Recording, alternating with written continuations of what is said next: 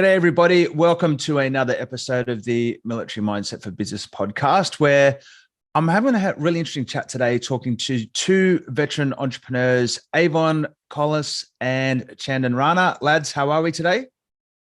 Good, thank you. Welcome. Thank you for having me. Sorry, I'm used to doing the podcast. So, brilliant. Hey, so what's great about learning about the Relevate group, and we'll unpack what Relevate group is and what it does shortly, is these two lads for me are very, very similar to both Matt Mosley and myself and the trusted process journey, where they really believe about systemizing, automating, delegating, and they've almost created a mirror agency to trust the process, believing the same things, supporting clients, but just in totally different ways. So I'll start off with Avon first. Mate, how are you going today? Fantastic. Thanks for having us here. Brilliant, mate. And whereabouts in the world are you, just for everybody?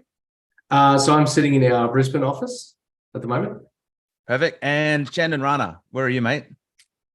So I'm based out of Sydney. So yeah, not too far away. So what I love doing in these podcasts is to, first of all, talk about their journey into the military. Now, again, I don't know why we just keep hitting army jerks on this program. We need some more RAFIs and some more, Navy people, but let's stick to the green.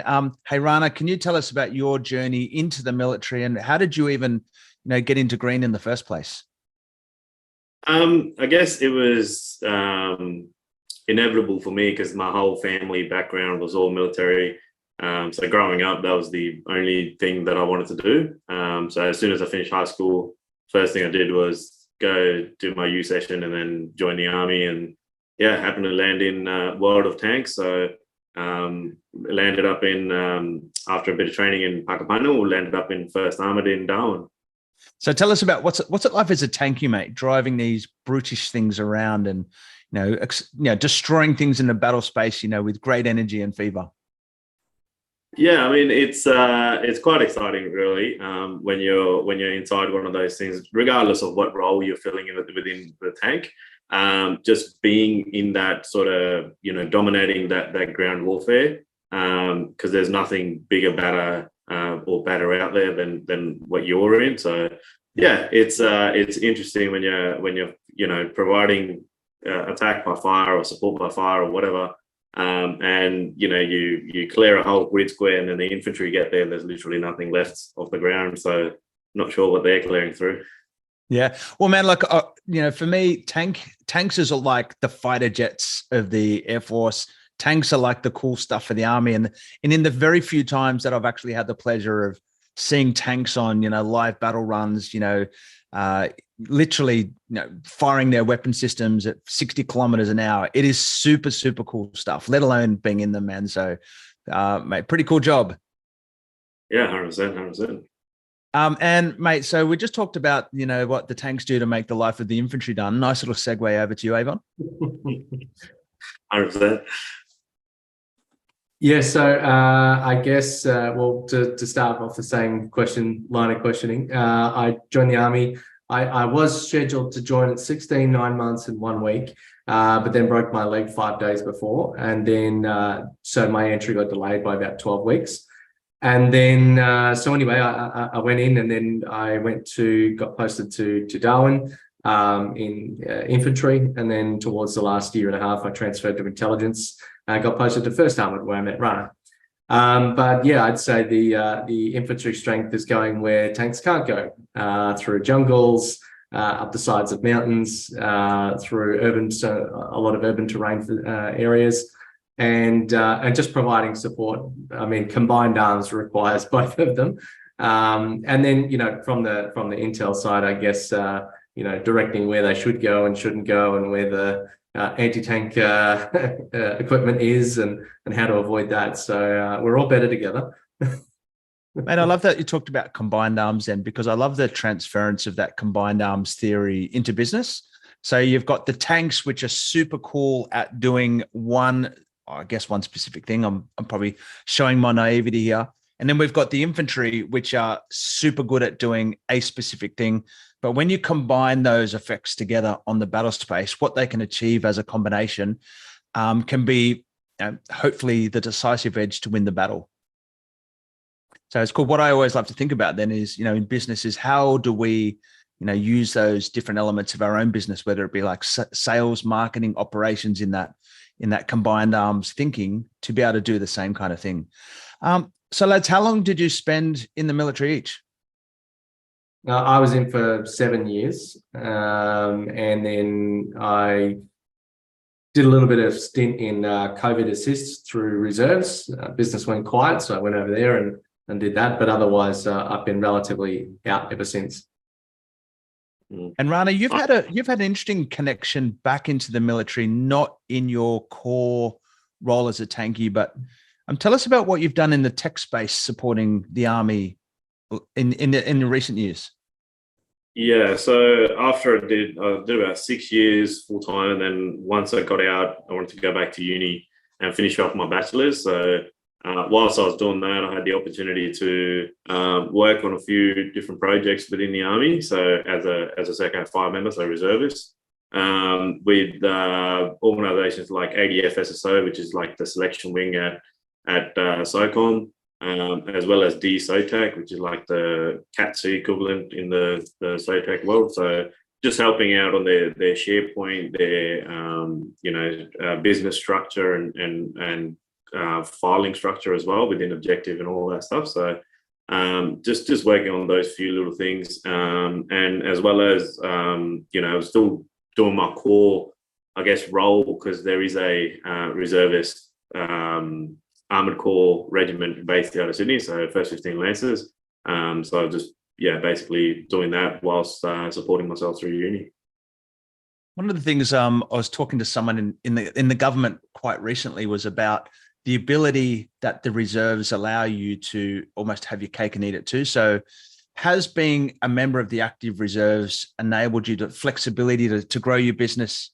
Was it helpful, Avon? You mentioned before about business goes quiet and being able to step back in and access that cash? Well, yeah, I mean, when COVID happened, like no one made any decisions. Like right at the first of 2019, when I think it was like the first 2 months of 2020, no one did anything, and everybody was just holding back just to see what was going to happen. So rather than sort of sit around and watch my business collapse, I decided to go in and do some reserve work and getting a couple $100 a day, which is not. I could probably achieve more in consulting or something like that, but at least to stop the bleeding of cash, I was able to get some revenue in the door and build a few relationships. And there was a little bit of I think if we're talking about blending military with business, there's a little bit of a marketing effect that occurred. Like I took a photo, put it on LinkedIn, and went, "I'm helping out. We're stalling here, but we're still contributing to society." Things like that. And I think that the Australian mindset is, and it's changing a little bit, but somewhat very sort of okay and sort of accepting of veterans and the military. And so having some connection helps to, I guess, help a different audience kind of appreciate you in a different way, if that makes sense. Yeah, absolutely. And this is where I think for any, person who's still serving in the military, if you want to go down small business, enterprise, entrepreneurship as your next career path, keeping your reserve status open is a way that you can preserve some of that cash flow, set your business up. You've got the safety net of leaning back into the Defence Force if you need it, whilst you're out there, really working on getting your own things set up. So I was very lucky to be able to use some of the existing policies around part-time leave without pay and, flexible work arrangements to start my own business.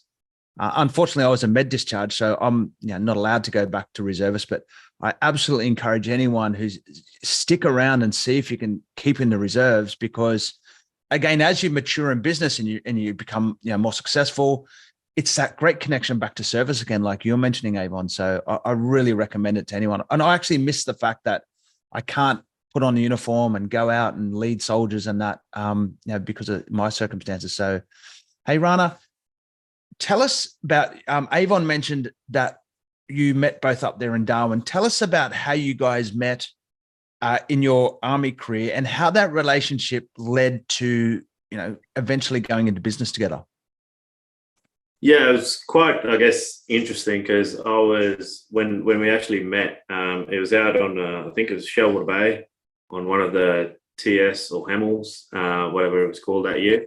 And I was posted to the RSQ within 100, and that's where Avon was posted as the intelligence analyst as well. So I think we were out in the bush. We were just stopped, and we were setting up a hide. And basically, I think from what I recall, our first meeting, or like I would say, like we probably said hello to each other on base or whatever else, not, but never really got into a conversation.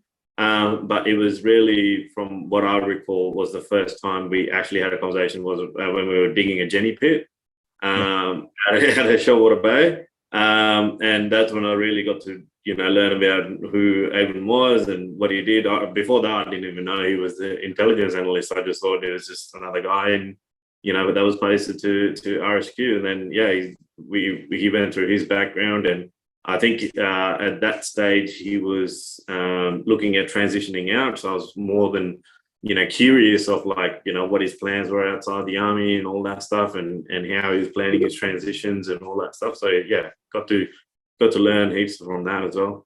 Well, I mean, just to add to that point, like at that, my business that it was when we joined and what it is now was not even on the radar for either of us. And he hadn't started the hosting business, and so it wasn't until and we're talking because it's foggy memories because it's like 10 years ago. And then it was probably like 5 years ago now that, because I'm interested in CRM, I saw it up on Facebook and it said, such and such a CRM. So I'm like, all right, I'll trial everything, right? So I jump in, I get online. I'm like, we jump in like a Zoom meeting or something. I'm like, you sound familiar. You sound really familiar. Where are you from? And then we kind of like traced it back, and then we're like, great. So then we kept talking. Next thing you know, we got a business together. Then 4 years later, and I think through COVID, we started it.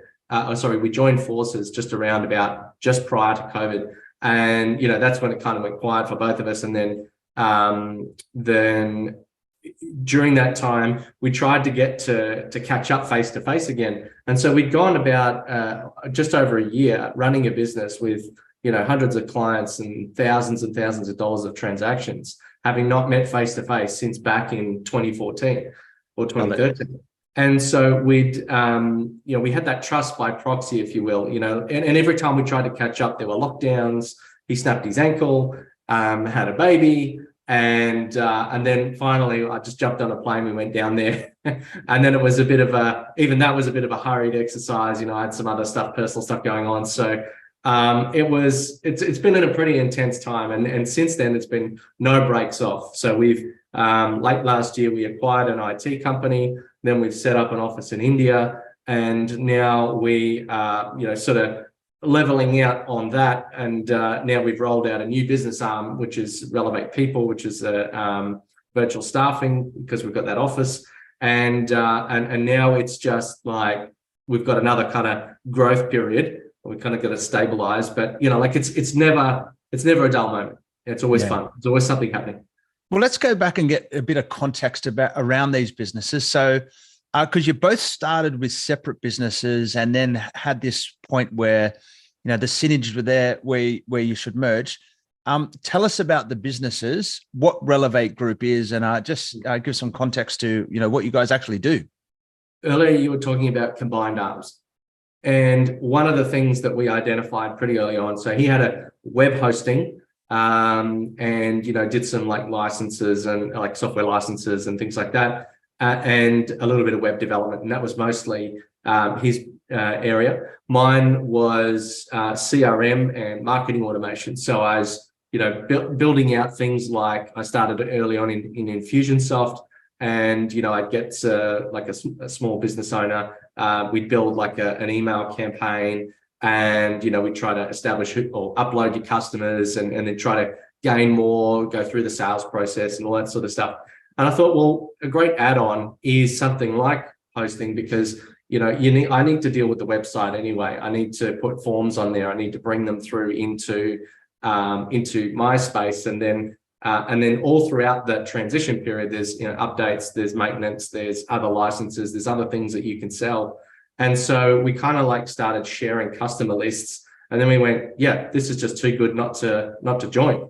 And plus, if we talk, trust and that sort of stuff, and you already had that back knowledge, you kind of get that trust by proxy through being in the military, and that there's an honor code. You kind of you know yourself, whenever you talk to another veteran, it's like as soon as you find out, it's like you're at a whole advanced level of that conversation that you don't need. There's a whole bunch of stuff it's like you've already talked about, even though you've never discussed it. And super powerful stuff. Yeah. Super powerful stuff. And like, it's so like almost bizarre that the relationship that, that is Avon and Rana is so mirrored to me and Matt. Like we're Dungeon classmates, we shared careers together. But the second that we decided to go into business together, it was just harmonious. And you mentioned that term trust by proxy a couple of times. One of the things that, why I love to work with particularly veteran business owners as a veteran business owner is, number one, is you just know that they're going to do a great job for you because of the integrity and the character of that person. So this is where, ultimately, so Rana and I got introduced through when the Veteran Community Business Chamber first kicked off. And Rana, I know that we connected, and you were the driving force behind the design, the first phase of the digital ecosystem of VCBC, the Veteran Community Business Chamber. And the one thing that I can sort of say about your work is that every single person that comes to that website says, I love the design, I love the look. So absolutely nailed it there in terms of from a brand perspective. No, thank you. It was just basically when, you guys, I think we started with a Facebook group, right? Yeah. Once I discovered the Facebook group, I was like, great, like this is a great, like really good initiative, and of having, like-minded people and people that you can trust. And it's not about always selling to each other and all that stuff. It's not a like a sales group and advertising group. It's more or less support group where you can support each other's businesses. You can give each other advice. You can jump on a call with each other and still have that sort of connection with each other. So hence why, when we got chatting and you mentioned something about the directory listing and the website and everything, that was, really loved it. And that's when, we got all that stuff off the ground. Yeah. And look, let's unpack these businesses now. Because again, I have to say that, there we go. Certified veteran business. That's it. Trust the Process and the Relevate group are mirrors of each other. So you're talking before, Avon, how you love CRM and you love that the digital transformation that can come from just systemizing your business through tech platforms.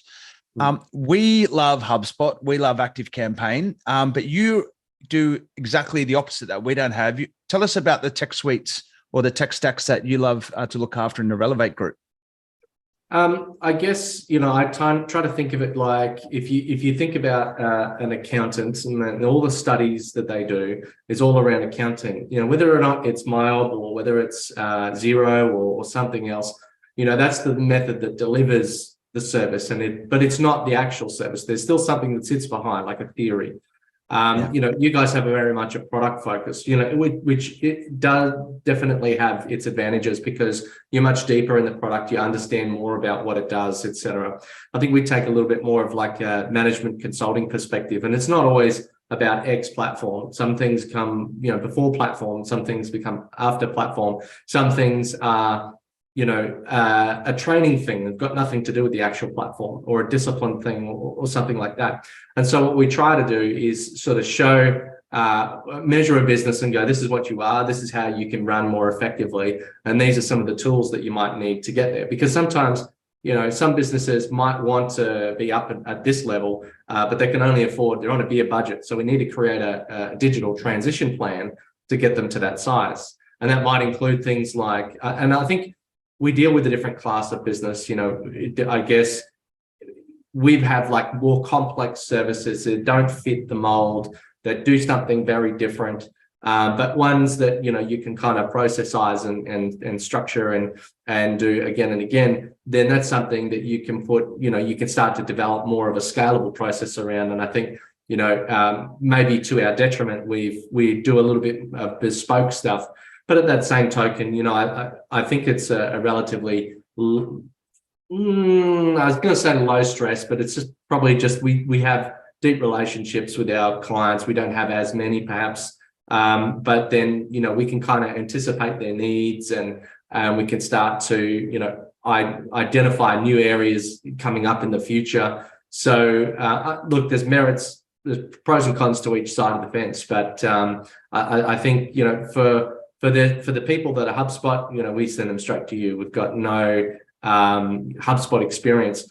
So what we prefer to do is if that's a great fit for them, here you go. Or if they're already in there. In fact, I've got one I've got to send you after this. But yeah, look, I think there's a huge market out there. And the kinds of businesses that we are, yes, we're similar, but we're oh so different at the same time. Absolutely. And I don't ever see us sort of really competing. I see us more as, assisting each other all the way through. And it's an important point there, because collaborating versus competition is almost a sense of your own worthiness and value about how you look at yourself. Like this digital, platform that we both work in, the digital space we both work in, it's just starting in terms of where it's going to go into businesses, not only in Australia, but around the world. And coming back to one of your points there, that when we're talking about the platforms as such, the platforms are just tools. Now, we always want to put the process in front of the platform, because you pick up a hammer, depending which end of the hammer you pick up, you're going to have a very, very different outcome. And it's the same thing with CRM. You can put any CRM into your business, but the way that the process and the structure and the way that you're going to use that tool is going to really drive it. Now, I always look at CRM, I compare it to being like cars. If you've never had a car before, your first car is probably going to be a massive leap forward. But for me, my first car was a Mitsubishi Sigma, it wasn't the best car. But so we've got to look for the 0 to 1 step. And going back to your point about budget, getting the right tool for the right price is a different conversation if this is your first CRM versus if you're doing $5-10 million in revenue, you're looking for, optimization in your performance, or potentially looking at a CRM migration. How do you guys in your business unpack that solution about price to platform and process? I think we try to disconnect price, like cost, because everybody's like, they just look at the price and we go, we're not comparing apples and apples, we're comparing totally different things. So what we try to do is first understand where they want to end up, find out where they are currently. And this sounds so cliche as a consulting perspective, but in that, what we then go is, I have a spreadsheet, and it's a comparison guide or a comparison matrix. And the first thing we do is let's forget platforms. Let's start talking about what are the critical requirements in a company. And so we list out, from top to must have to nice to have is, all right, must have the ability to secure the data based on legislation that you have to conform to. You must have the ability for anyone in your organization to be able to sell. Okay, so now we have to make it user-friendly. And then we go through those and we really try and spend a lot of time detailing that out. And then we start to go, all right, now let's look at software platforms. And then we go from a wide range, try to narrow them down, and then we will traffic light and go feature by feature, line by line, and compare platforms 1, 2, and 3, identify the gaps, because we might have a particular platform that suits them. And, we also look at things like the strategic direction of the software company, the ownership, and whether they are looking at, soaking up their revenue share, or whether they're looking at actually continually developing and improving the product. And then there's a whole bunch of other things too, like price and, technical capability of the user base, because if you've got, we've got one client, the Quarry, and the first thing they said to us is, our people are not smart. And I sort of said, well, don't be hard on them. But that was a huge requirement in the ability for the team to be able to use the product, is that the end users were not advanced users. The interface is so important too. And this is like, do we need to get you, going back to the car analogy, do we need to get you into a Camry, a Mercedes, or a Ferrari right now? In terms of where's your price point? Yes, we're all going to get you there, but each one of them is going to be, very specifically, different in terms of how you're going to get there. Now, I always look at CRM on 4 levels. So number one, you got to have the one source of truth. Resilience and redundancy. It just means that one vessel captures all the information that belongs to the company. Level number 2, let's create a sales process that can't leak and has no blockages through our deal pipelines and our stages. Level 3, after that, we need marketing automation to support conversion. So once we create the sales process that can't leak, how do we then empower the customer to make that choice by sending the right message at the right time through our automation? And level 4 at the top is data to help drive decisions. For me, a CRM, and notice I haven't talked about any platform in this stuff. These 4 levels are agnostic. At the top level, your CRM should answer one clear question. Is what I'm doing working so I can do more of it? Or alternatively, tell me it's not working so I can adjust and take a different path. So we're like so on par with this in terms of, loving the platform to really drive it. Let's talk about people now. Again, both of us are in this outsourced human space. We've got a large team in the Philippines. You're building a big team in India. Tell us about why you chose to go down this path with Relevate People. I think the original idea came from just after the COVID phase of, really struggling to find the right skilled personnel within the Australian borders. Just purely from, like a migration point of view, that obviously the borders were closed for X amount of period. That stopped all the skilled migration and everything to come to Australia, and the people and the resources that were available onshore were thinning out, because obviously there was a great boom after COVID, but there was no great boom of skilled migration after COVID. So there was lots of jobs, lots of different opportunities available, but not many people to fill it. So hence why we kept running into this HR issue and decided to do it for ourselves originally. And then once we did it for ourselves and really understood the space, and I really understood the dynamics and the economy of India in this example, and we thought that why not make it from an inwards facing asset to an outward facing product. Yeah. Man, it's so important. Like the 3 of us are passionate Australians. We've all, signed up on the piece of paper to do the job wherever it was required at the time. And so for me, being a passionate Australian, I'm passionate about strong Australian businesses. So strong Australian businesses provide a great economy. They provide jobs for Australian. But outsourcing for me is a very simple tool that we use to empower Australian businesses, because what we're really looking for is the right person to do the right job and the right price. So for me, a lot of your administrative or technical requirements, if we can, outsource those, or actually, let me change that term outsource to offshore, because it's all about, one team in many places. We can really drive some, real profit levers to grow our businesses and ultimately hire many more Australians, because we've got a strong, resilient, profitable business. Tell us about the kind of things that you in Relevate People look to outsource/offshore. Our focus is mostly virtual technical stuff. Obviously, people go to the Philippines because they sound American. They sound like that they're easy on the phone. Whereas in India, the accent's a little bit harder for some people to hear. However, we do a bit of a language assessment, and we get them to send us a video so we can listen to them and make sure that we can understand them. English was taught by the colonials when they were there. So it's still quite strong in the country, and they do understand. Many of them do understand. Now, just go back to a point you were sort of making earlier with offshoring or outsourcing, I think a lot of times people think, oh, well, we're losing jobs in Australia. But if you think about the population problem that Rana was talking about, started maybe 20 years ago, in that the Australian Bureau of Statistics put out a graph saying that whilst the Australian population is growing, the working population, the working age population, is in stagnation. So we've gone from we've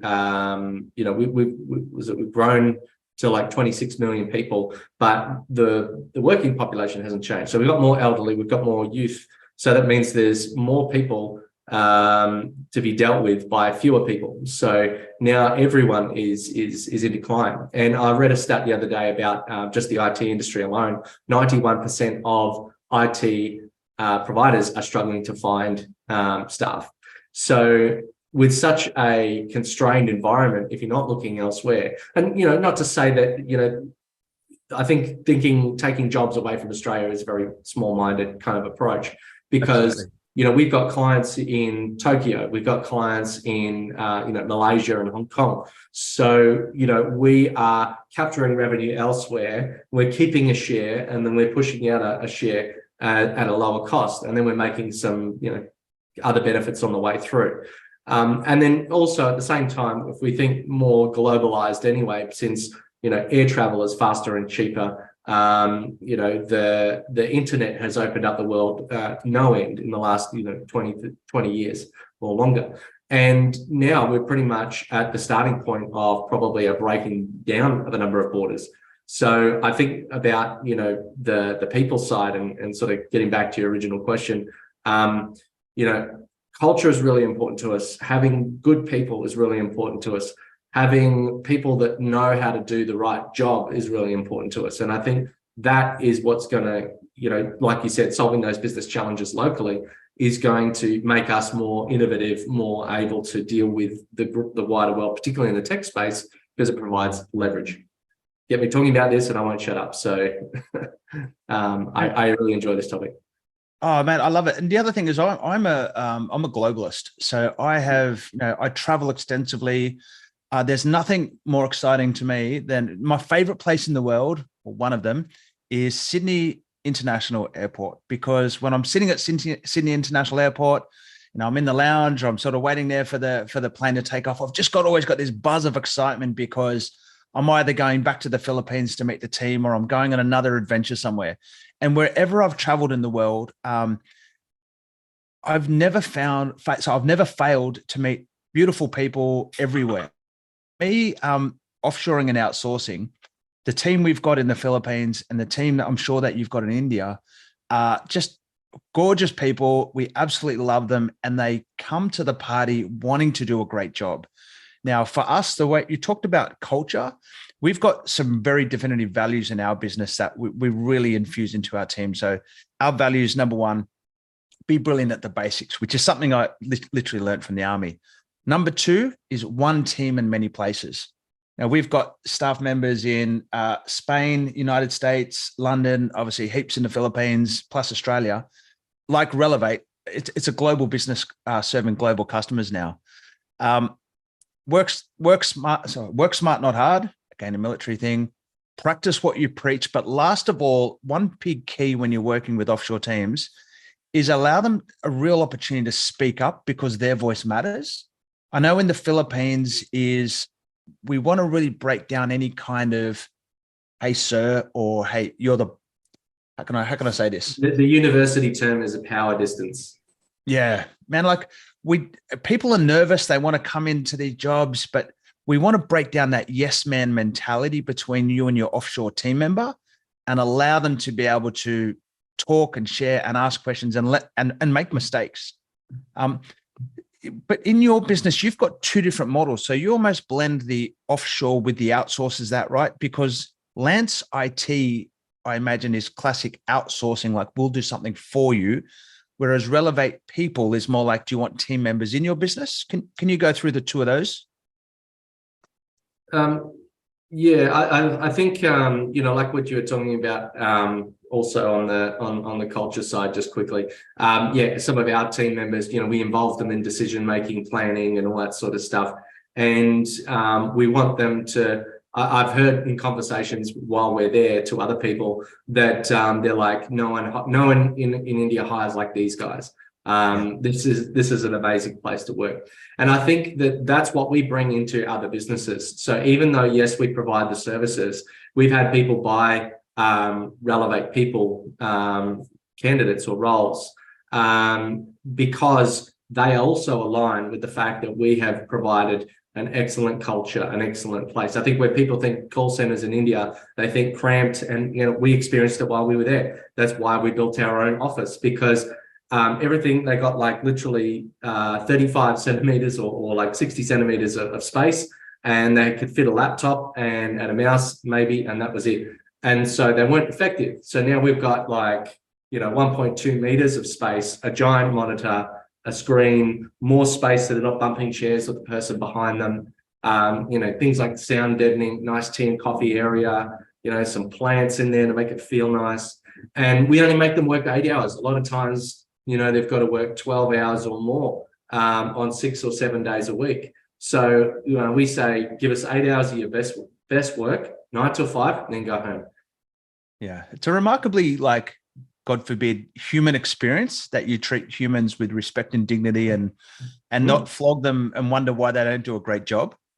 Like it's just crazy. I mean, you imagine somebody who's putting in 11-hour days for 6 days a week, they're not effective. They're not providing the 100% of what they could be providing you. So that's the first sort of chat that we have with our candidates and people that we sort of hire or looking to hire over there, is that you have the exact same working rights as well as leave entitlements, anything else, as per any of our Australian staff. So we gave them exact same across the board. It's easier for us to manage from an admin perspective as well. And then it's way better for them because they've never experienced that side of things. So, when people, I guess, when I hear people complaining about working conditions and everything in Australia, I would like to sort of point them in the direction of go to some of these countries and experience what these people go through and what they're going through every day within, their local markets and how their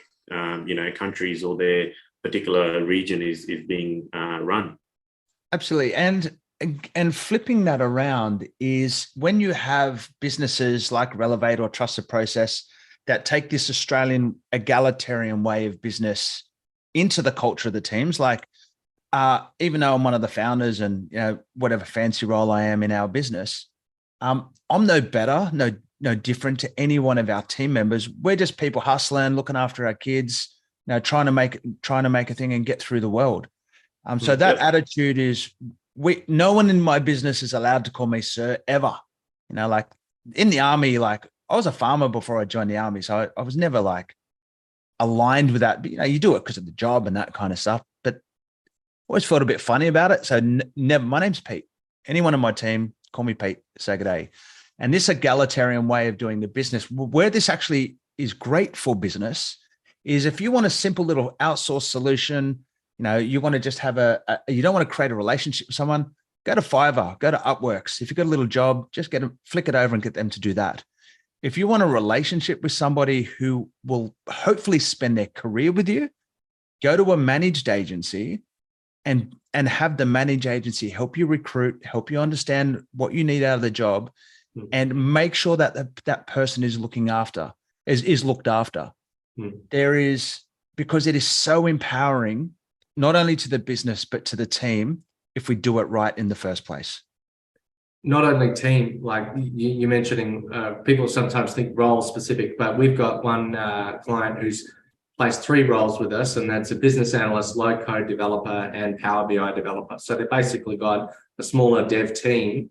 And then, one of the people we're working with as well used to work at Accenture, and he's looking at, partnering with us to be able to make, big teams happen. So entire call centers for banks and things like that. So, I think a lot of times people think small, and if you're a bigger business and you want to stand up a call center team to handle level 1 support requests or, answer questions, and you and I are in the same market to be able to build the call scripts, the process, enter this information, ask that question, And so you can wrap it with a layer of technology. Then after you've been embedded it and started it, then you can go, right, let's do a development cycle and then use robotic process automation or something in the background just to make it streamlined, faster, and more efficient on an ongoing basis. It's interesting you mentioned there RPA or robotic process automation, and with the incoming of AI and everything. Where do you see, have you done any thought about what AI eventually through your platforms is going to do to outsourcing and offshoring? I think for the deciding on what people are going to buy, like AI can't do everything. AI can't, cook my dinner, doesn't know what flavors I like, can't build a relationship with me. It can do things for me that I ask it to do, but that's the extent of it. So you might accelerate some of the coding and the dev work. So you go, I want a form to be able to connect this to that and collect these bits of information. And then it might give me the code or the script or something. Yeah, that's faster, great. But understanding that that needs to happen to begin with, generating, identifying a demand, and then fulfilling that demand, that still requires a person to be able to tell the machine to do it.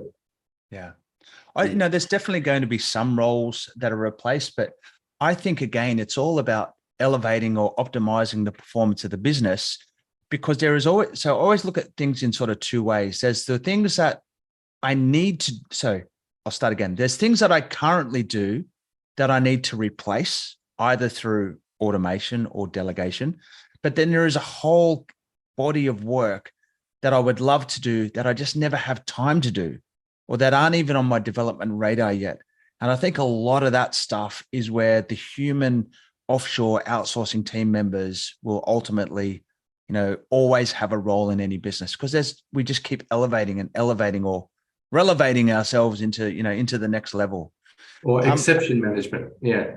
Yeah, absolutely. And this is where when I always talk about people that are getting new offshore team members, it's like, look at those two different things. There's things that we can replace and lift you up by getting someone else, systemization, automation, or delegation to do it.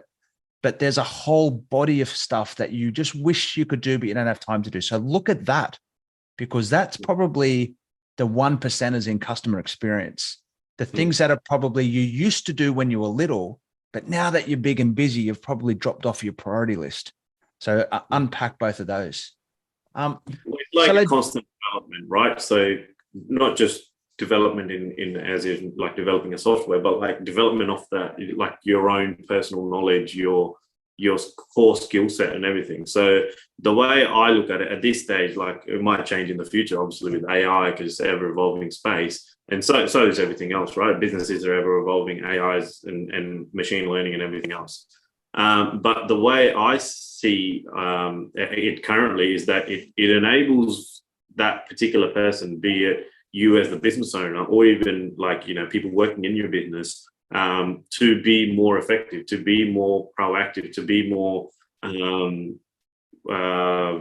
proficient at their job in a way that, if you like to say, for a developer, for example, a developer isn't necessarily going to know exactly how to do everything, right? They still have to go do research. They still have to go, okay, well, I wrote this bit of code, but this is the error that I'm getting at the end. Hence, I need to go research it. Like, why am I getting this? So in that sense, I would say AI or chat GPT or whatever you want to call it, whatever the new buzzword is around, that these sort of tools provide you with that really quick answer to that question.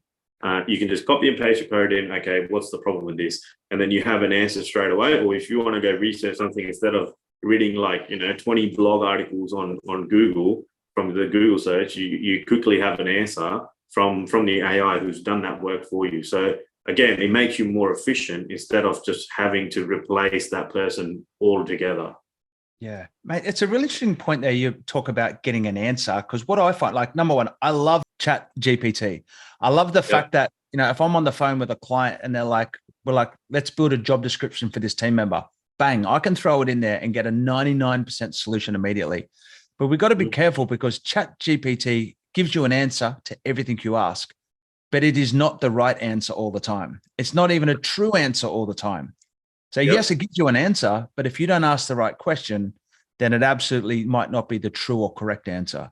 Well, I think it's almost like taking a photocopy of a photocopy of a photocopy, because it's regenerating answers from things like blogs where people have just constantly ripped each other off over and over.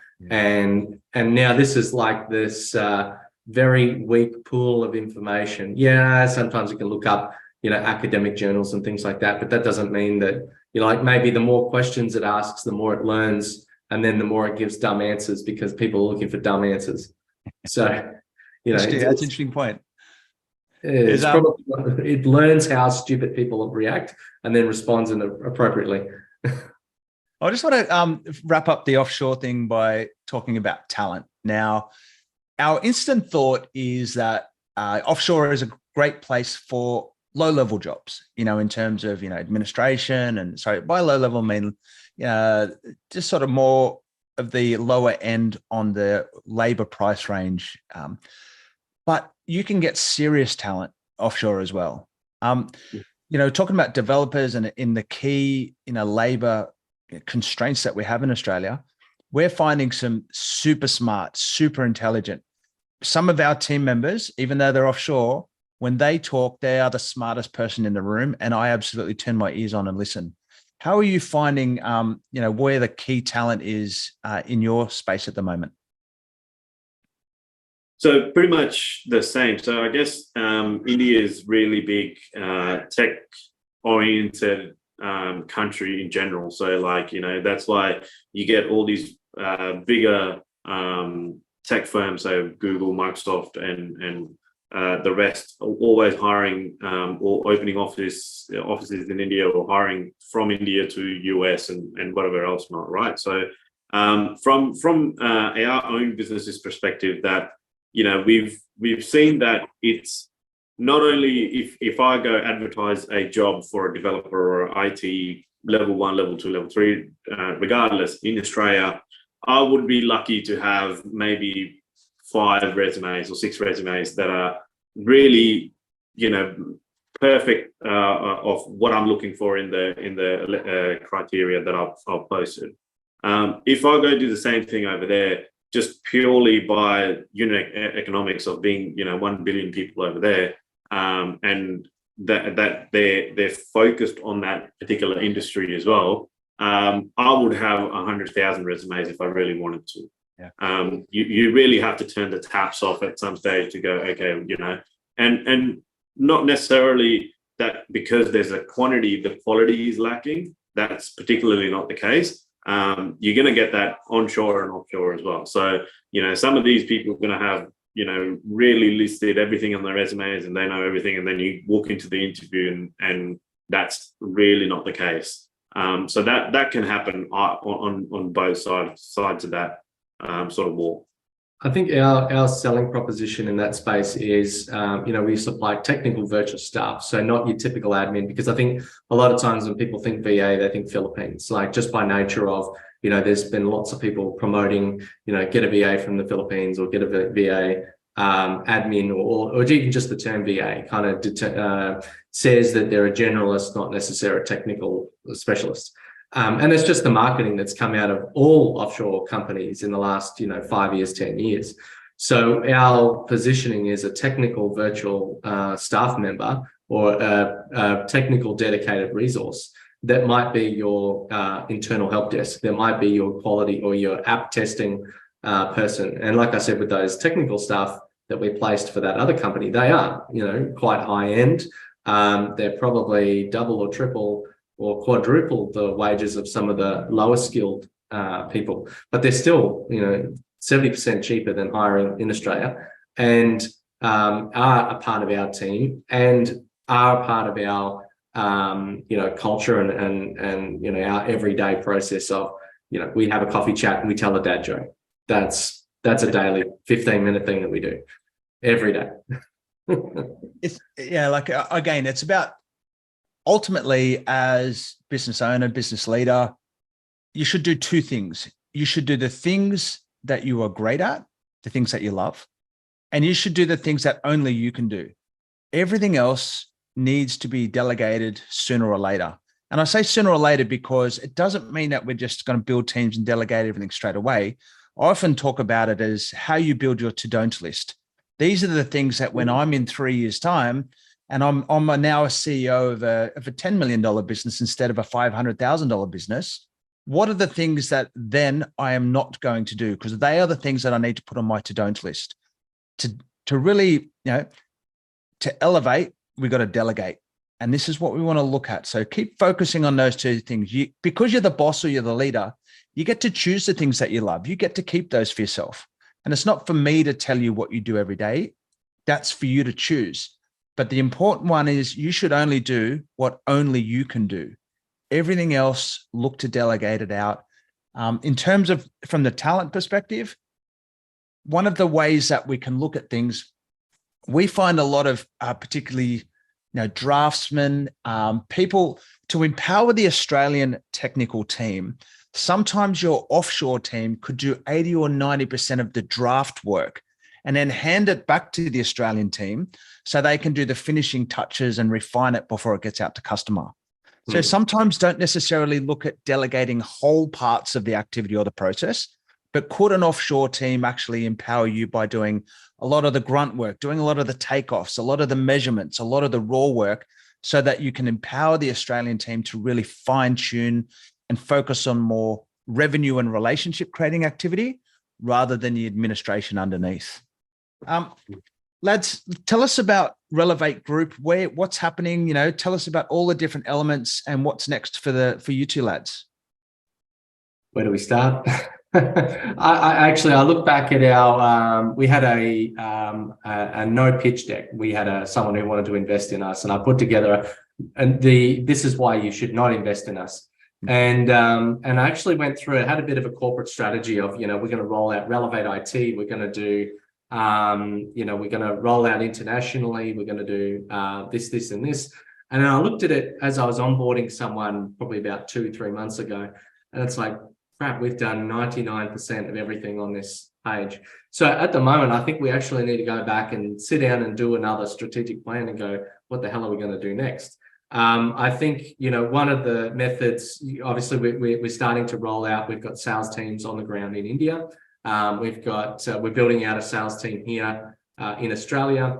And we're going to go to more of like that global consulting. Personally, because I love it all, we're going to be looking at doing an ERP at some point in the not too distant future. We've got multinational companies registered, so it's getting a bit of admin and a bit of back end. So I think the next little bit is to sort of 1 foot on the ground. The military, everybody rolls their eyes every time I use the terminology, but 1 foot on the ground. We're going to start to establish our position, and then we'll look to make some more moves. But I think in terms of where we're going to head, I would definitely say acquisition is a growth method. Organic growth is another sort of the standard growth method that everyone tries to go. And then of course, building great partnerships with great people. So I think that's pretty much in the short term where we're at. But in terms of the brands that we've got, so they're all complementary in the combined arms effect. So we might lead in with some consulting and go, this is what you need to do to get where you are. By the way, we've got web hosting to do your infrastructure. We've got the IT provider to do the hardware, but the things that you have to sit on, and then the consulting bits, the software layer. And I think of like business hierarchy of needs. You've got that everyone has the foundational layer, then there's all the bits and pieces to run it. But the capstone is that sort of like CRM and customer relationship piece. So that's where I think, but again, we've not had our next planning session so much, so Rana might have a different idea, but I'm pretty sure even if we do, we're not thinking that far differently. One of the things I think is so complementary about the way we both think about business is, and again, coming back to the military mindset, is this essence of control. And it's how as business owners and business leaders do we maintain control of what's going on, and particularly when we've got global teams and there's people all around the world and customers all around the world. And I think having this the CRM or the digital structure is such an empowering part of how you manage your offshore teams as well, or whatever, whether it be CRM or digital platforms such as Monday or Asana, so you're doing all your tracking. But for me, is control equals consistency plus visibility. In the military, consistency was all about our standard operating procedures, just the way to do things. And consistency to me is how do we capture excellence and repeat it? The visibility side of it is what should be driven through our tech stack. Now, no matter what platform that you're using, how is your tech stack empowering the leadership team to have visibility on what different parts, what's happening in different parts of the business, whether it be marketing, sales, or your operations. My last thought is, again, I'll go back to that term that you used. What was it? Trust by proxy. And the fact that the two of you have been able to basically have an inkling of a connection, start a business without seeing each other for the next year or two. But how do you two as a team really have taken that trust by proxy and empowered it to the next level? Because without Matt Mosley on my team, I wouldn't function or be successful in any way. How do you two manage the duo, which is Avon and Rana? I think we've gone through stages. So obviously, our thinking patterns and our normal way of dealing with be it a problem, be it any sort of situation, have been pretty similar from day one. But mainly it's from the numerous chats that we've had. So where you go. It's like, I think one of those those Spider-Man memes where he's like pointing at himself, and there's two of them. Yeah, it's kind of like there's been a lot of those situations where you're like, I'm thinking in my brain, and then he says, or like he's thinking in his brain, and I say it.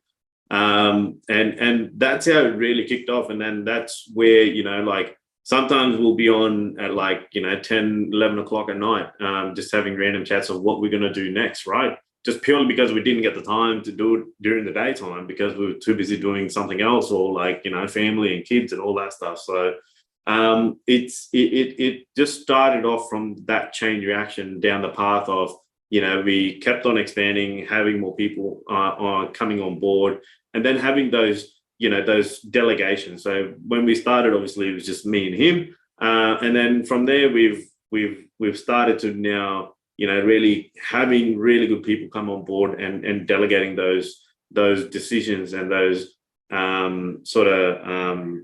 matrix down to similar to the army, right? Where you have the command and control, and then you delegate parts of that mission to the subunit commanders or whatever the case might be that you have in your combat team. And then you sort of sit back and you consume it all. And once you had the reporting back from your, in this case, CRM, and then from there you really put your pawns down where you want to. And then that really influences your decision making of what worked, what didn't, how can we improve this. Yeah, I love it. I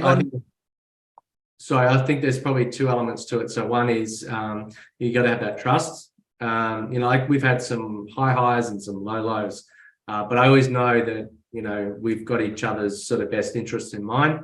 And then the other bit is that being really so aligned in like the thinking and all that sort of stuff. That if you can't access the other person, or a snap decision's got to be made, that it's made with the same or similar intent, because you go, oh, they would have done the same thing anyway, or you go, this was the information I was presented with, it could have gone this way or that way, and I made this decision. It may not have been the right one, but that they've got the right intent behind all of that.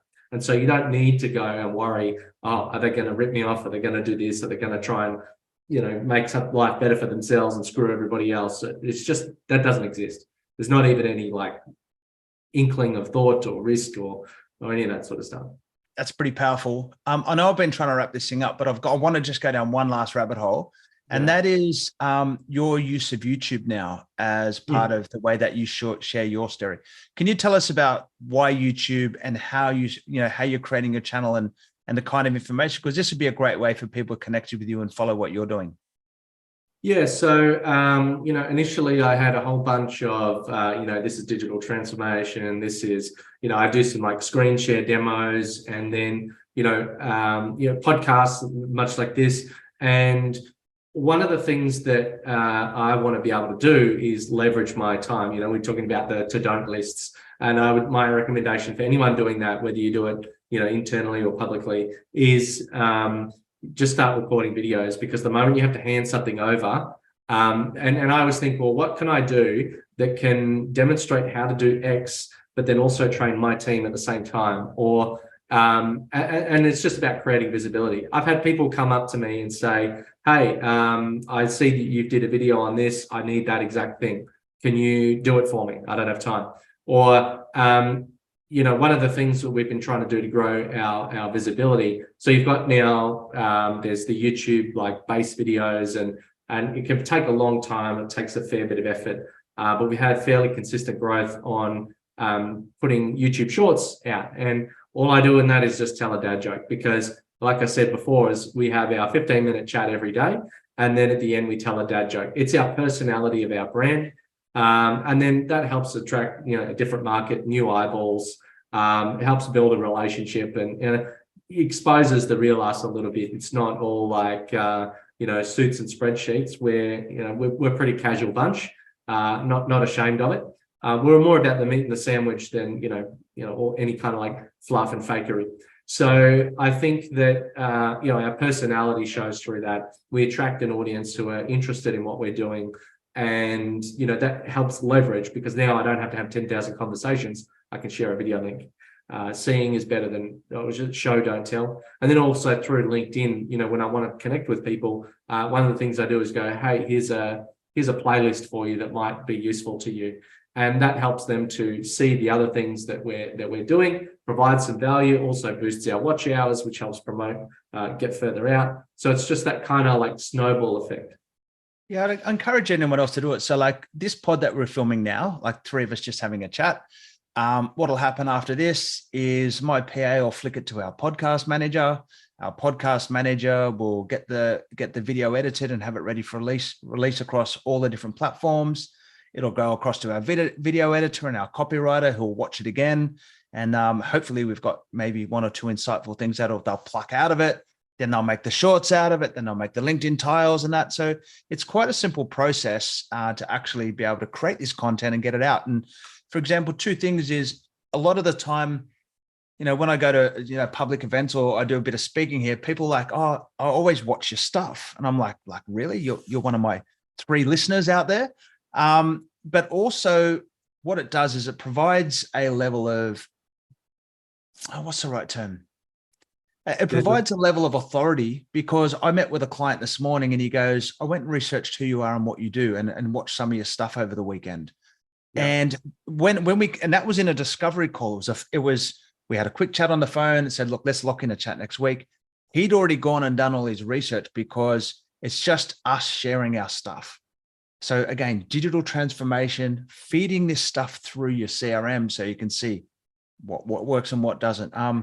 Lads, we could go, I could just seriously keep talking, and we'll do so, over lunch, beers, coffee, whenever we can. But Avon Collis and Chandan Rana, lads, I really appreciate you sharing some time today. No worries. Thank you for having us. Brilliant. Thank you. Thanks. So we're going to put in the show notes all the ways that you can connect with Relevate, where you can connect with the lads through LinkedIn and through all the normal channels. My name's Pete Liston. Another episode of the Military Mindset for Business podcast. Thanks everyone, and out.